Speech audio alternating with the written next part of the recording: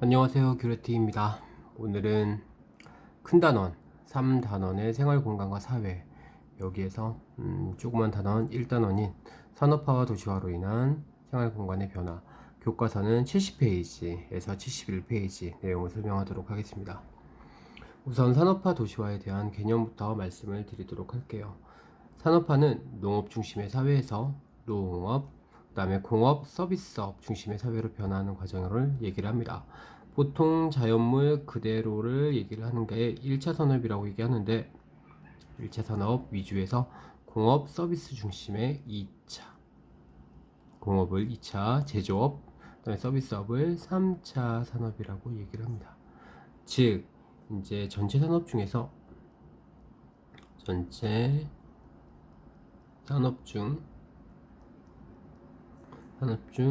이제 공업 자체의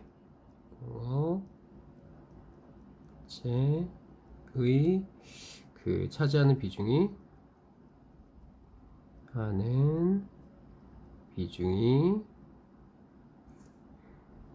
증가하는 현상을 여기 산업화라고 얘기를 하고요. 산업화라는 얘기와 공업화라는 얘기는 똑같은 얘기입니다. 그래서 보통 과거에는 1차 산업 위주가 이루어졌는데, 이게 2차, 3차 산업이 훨씬 더 많이 증가하는 현상, 요것을 그 산업화라고 얘기를 합니다. 산업화가 생기게 되면은 당연히 이게 직업이 많이 늘어나요. 직업의 증가와, 직업이 증가한다는 얘기는 일자리가 아주 많이 늘어나겠죠. 이렇기 때문에 직업도 많아지고 일자리도 많아지고, 그렇기 때문에 많은 사람들이 일자리를 찾아서 도시로 향하게 됩니다. 그래서 산업화와 여기 보이는 이제 도시화는 꼭 빠질 수 없는 같은 짝이라고 생각을 하시면 될 것 같습니다. 우리나라 산업화는 1960년대, 뭐 정확히 얘기하자면 1960년대 이전에는 1차 산업 중심의 사회, 농업사회라고 불리는 그런 단계였는데, 이제 이후에 그 산업화, 이제 1960년대 이후에 뭐 박정희 대통령이 경제개발 5개년이라는 것을 실시하면서 이제 2차 산업과 3차 산업의 비중이 빠르게 증가하게 되는 거죠. 앞서 말했듯이 이제 일자리를 찾아서 사람들이 도시로 많이 몰리게 됩니다. 그러면서 이제 도시화가 일어나게 되는데, 도시화는 국가 내 또는 이제 지역 내의 인구 중, 전체 인구 얘기하는 거죠. 도시 인구의 비율이 증가하는 현상을 도시화라고 얘기합니다. 그래서 이제 도시적 생활 양식, 보통 도시적 생활 양식이라고 하면 2, 3차 산업 자체가 많이 늘어나는 것을 이야기하는 거겠죠. 확산되는 현상. 그래서 보통 여기 나와 있네요. 산업화와 함께 나타난다라는 거. 우리나라 도시화는 1960년대, 여기 60년대 똑같이 산업화와 함께 뭐 이제 여기 많이 들어왔던 이촌 향도 현상, 촌에서 이제 도시로 향한다라는 그런 뜻인데, 도시 인구가 증가하는 것은 너무나 당연한 그 일이었습니다. 그래서 빠르게 진행이 되는데, 여기 한번 보실까요? 요 표? 네. 이 표를 보시면은 보라색 농립업, 요 보라색이 1차 산업이에요. 1차. 그 다음에 여기 왜 광공업이라고 보이죠? 이 광공업이 소위 제조업이라고 불리는 2차 산업입니다. 그 다음에 이제 사회 간접 자본이 서비스업 보이네요. 서비스업 요게 네 3차 산업인데, 이게 보라색은 1차, 녹색은 2차, 그 다음에 파란색은 3차, 이렇게 생각하시면 되겠네.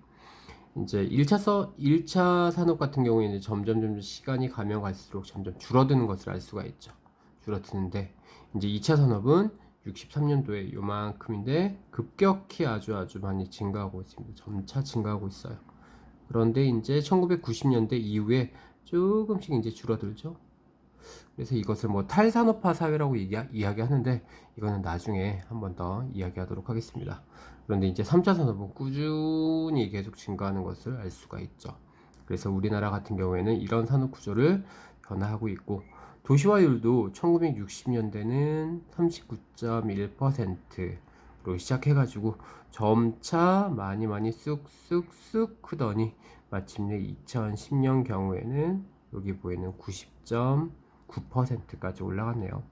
뭐 도시화율도 이제 도시화 그래프라는 것이 있는데, 도시화 그래프 같은 경우에는 뭐 이렇게 얘기를 합니다. 보통 이렇게 그리게 되면은 똑같이 여기가 도시화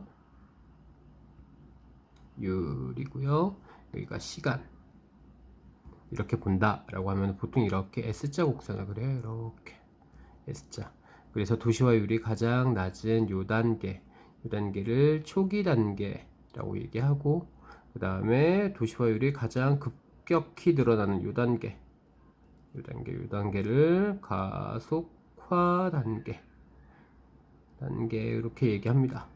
그 다음에 도시화율이 가장 멈춰 있는 요 시기, 이것을 종착 단계 이렇게 얘기를 하는데, 보통 여기 보이는 가속화 단계 요때 사람들이 아주 많이 도시로 많이 몰리게 되는 거죠. 도시로 쫙 이렇게 몰려요. 그러면서 여러 가지 이게 뭐 대표적인 이촌향도 현상인데,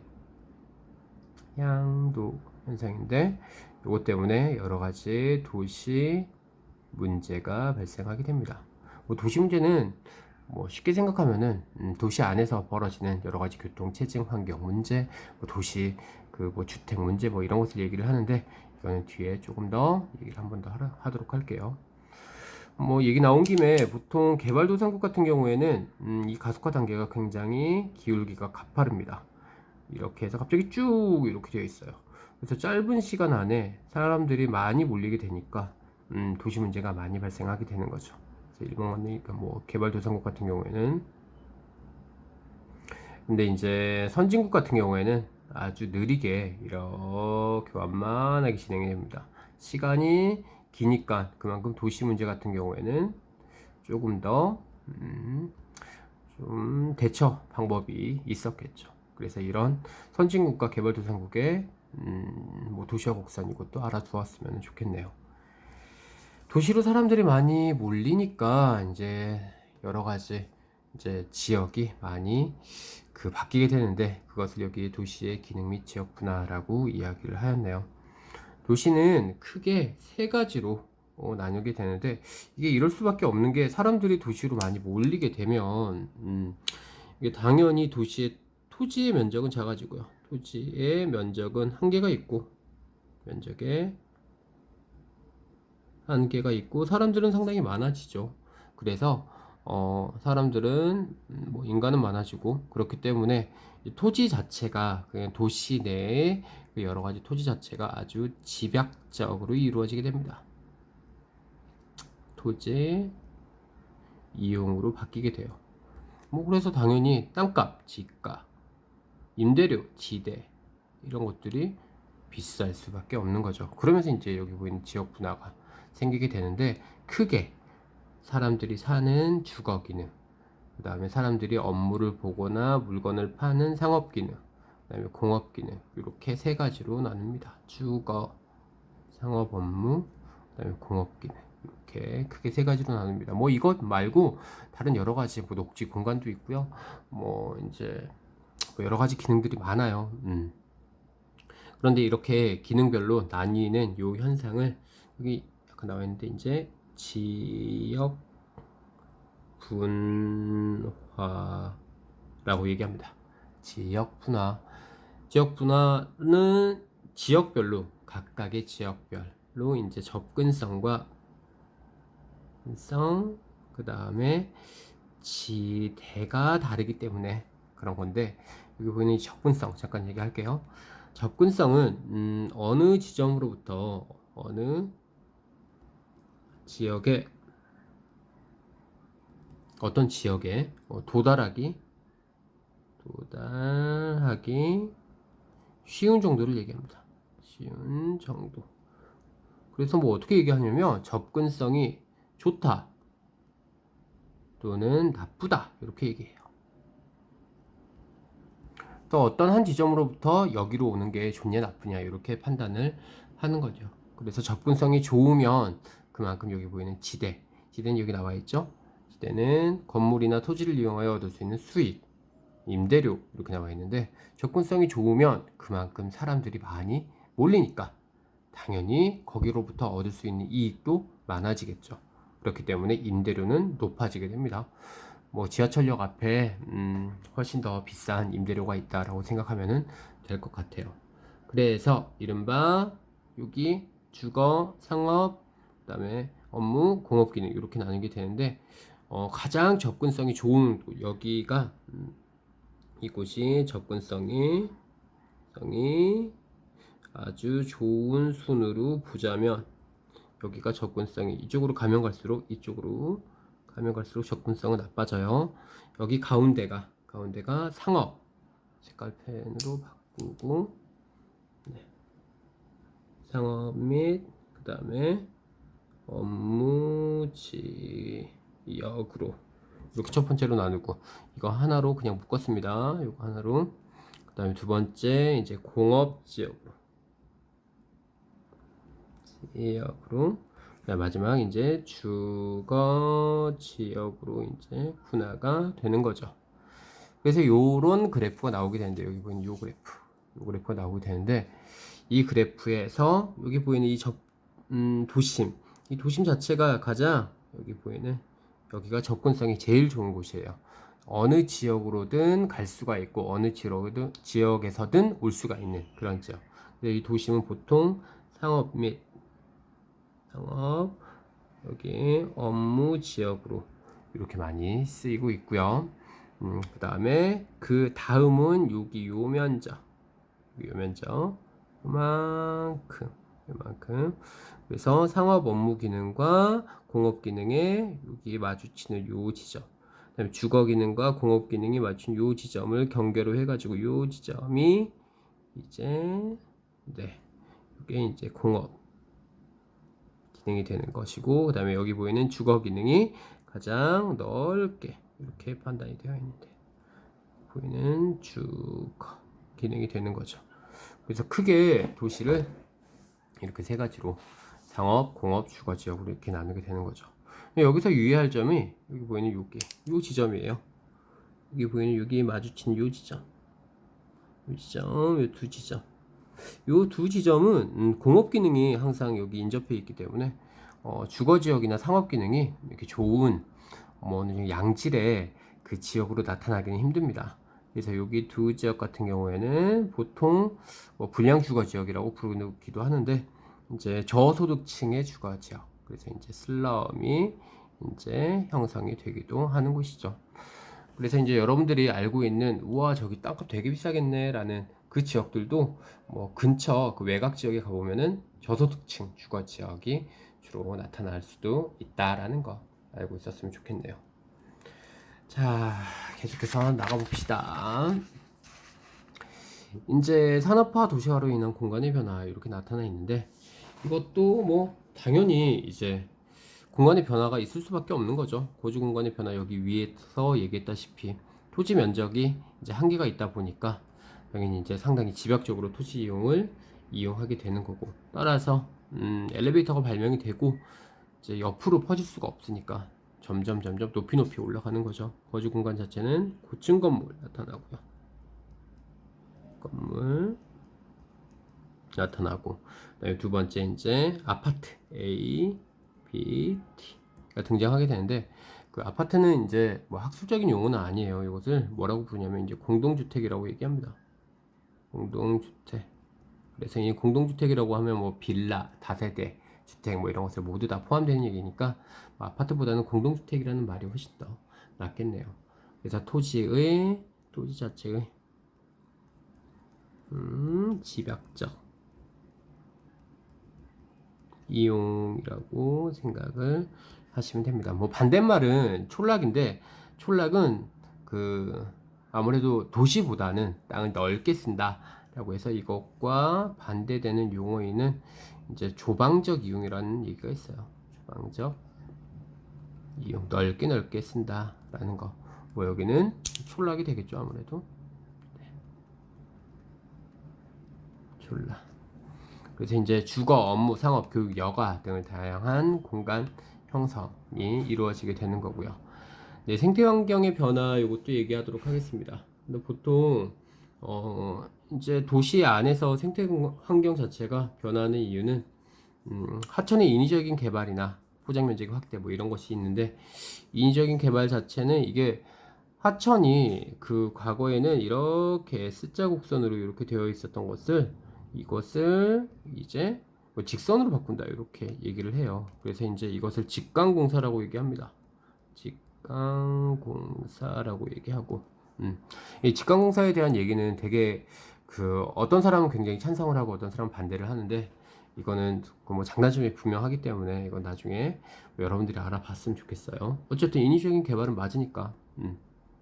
또한 포장 면적의 확대로 인해서, 이 포장 면적이라고 얘기하면은 지표 이제 토양 자체에다가 이제 여러 가지 그 콘크리트 또는 이제 아스팔트 이런 것을 까는 것을 포장 면적의 확대 이런 것을 얘기를 하는데, 당연히 토양 위에 깔기 때문에 녹지 면적에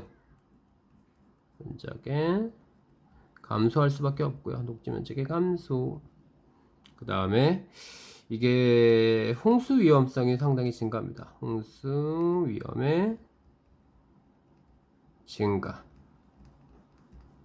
이게 뭐 쉽게 얘기하자면 이렇게 되어 있거든요. 토양 그 하천과 이렇게 되어 있는데, 뭐 그 하천이 평소에 여기를 흐른다, 요만큼 흐른다, 요만큼 흘러요. 그런데 이제 여기에 나무가 있고 그 다음에 여러 가지 집들도 있고 뭐 그렇다. 근데 여기 토지가 있잖아요. 여기 토지. 비가 막 내려. 와, 비가 막 내리게 되면, 비가 내리는데 보통은 여기 보이는 이 여기 토양의 대부분 흡수가 되기 때문에, 토양에 흡수가 되면서 여기 하천으로 나가는 그 면적이 그렇게 많지는 않습니다. 그 물들이. 그런데 이제 포장을 했다라고 치면은 이렇게 그릴게요. 한 번 더. 이렇게 똑같이 그리면은 평소 같으면은 이 정도가 있는데, 여기에 포장했어요. 포장. 콘크리트를 쫙 깔아버려요. 여기다가 콘크리트를 쫙 깐다 라고 하면은, 또 이제 비가 오겠죠. 와, 비 온다 라고 하면은 여기로 그대로 여기로 이제 빗물들은 흡수되지를 못하고요. 여기에 흡수가 전혀 안 되고 토양 자체가 토양이란다. 빗물 자체가 여기 하천으로 바로 흘러가 버립니다. 이렇게. 그러면 어떻게 되겠어요? 여기에 갑자기 불어난 불이 갑자기 주변으로 막 넘치기 시작하겠죠. 그러면서 홍수 위험이 증가하는 겁니다. 이제 포장 면적 확대 자체가 토양의 흡수율을 방해하기 때문에 그렇다라고 생각하시면 될 것 같습니다. 마지막 이제 생물종의 감소라고 생각을 하시면 될 것 같네요. 네, 여기 보시면은 불투수 면적률 해가지고, 이게 투수가 이제 그 토양으로 흡수되는 것을 얘기를 하는데, 불이니까 투수가 되지 않는 면적률이 점차 늘어나고 있는 것을 알 수가 있죠. 그만큼 도시가 확장이 되고 있다, 콘크리트 아스팔트가 많이 늘어나고 있다 이런 뜻이고, 수계 면적률은 여기 수계 면적률 점점 줄어들거나 조금씩 줄어들거나 아니면 좀 늘어나도 조금밖에 안 되는데, 이게 그 물이 닿을 수 있는 면적 그것을 얘기하는데, 아무래도 불투수 면적률이 늘어나다 보니까 똑같이 그 홍수에 대한 위험이 상당히 커지는 것을 알 수가 있습니다. 네, 긴 시간 들으셨습니다. 조금 있다가 또 하도록 하겠습니다. 오늘은 여기까지.